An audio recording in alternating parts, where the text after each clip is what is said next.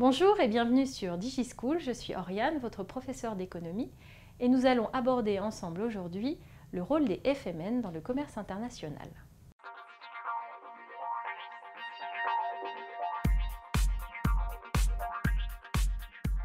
Alors, il faut savoir que le commerce international n'est pas exclusivement basé sur la géographie des États et que les firmes multinationales, les FMN, sont des acteurs majeurs. Alors, qu'est-ce qu'une FMN? Une FMN, c'est une entreprise qui va organiser ses activités au-delà des frontières d'un État.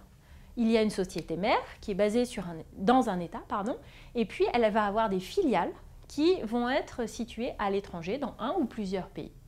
À partir du moment où on a ces deux entités-là, la société mère, une ou plusieurs filiales, qui sont situées sur plusieurs territoires, nous sommes en présence d'une firme multinationale.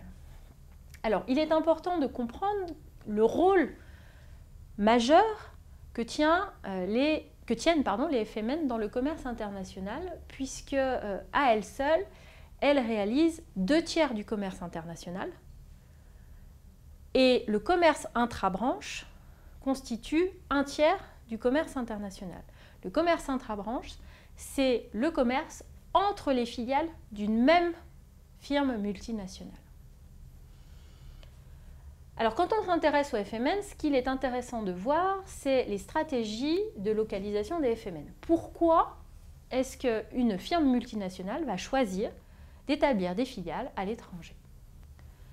Ces stratégies sont surtout axées autour de 4 pôles: l'approvisionnement, le marché, la finance et enfin la rationalisation de la production. Alors, qu'est-ce que c'est que la stratégie d'approvisionnement? La stratégie d'approvisionnement, c'est le fait pour une firme d'aller s'installer dans le pays, sur le territoire qui va lui fournir ses matières premières ou ses énergies. Prenons le cas d'Areva. Eh bien, cette société est présente dans plusieurs États où elle va extraire elle-même l'uranium.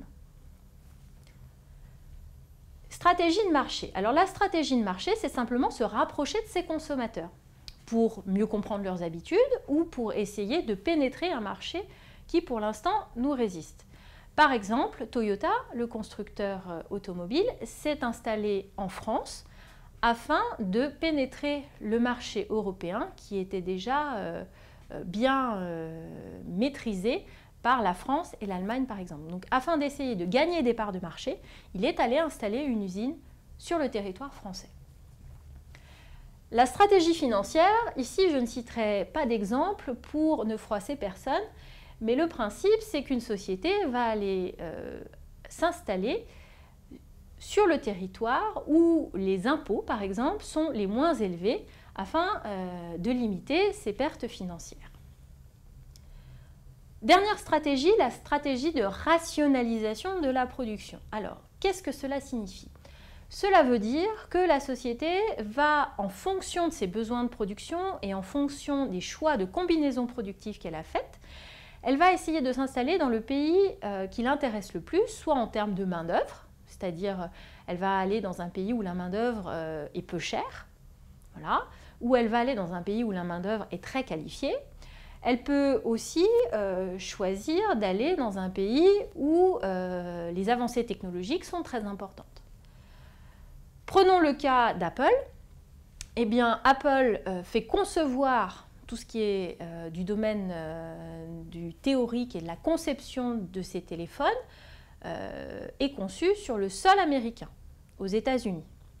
Par contre, tout ce qui est du domaine de la construction, l'assemblage, se fait notamment en Chine où la main-d'œuvre est moins qualifiée mais également moins chère, moins coûteuse. Voilà, j'espère que cette vidéo sur le rôle des FMN dans le commerce international vous aura été utile. Je vous invite à regarder nos autres vidéos et documents sur notre site internet et à bientôt sur DigiSchool.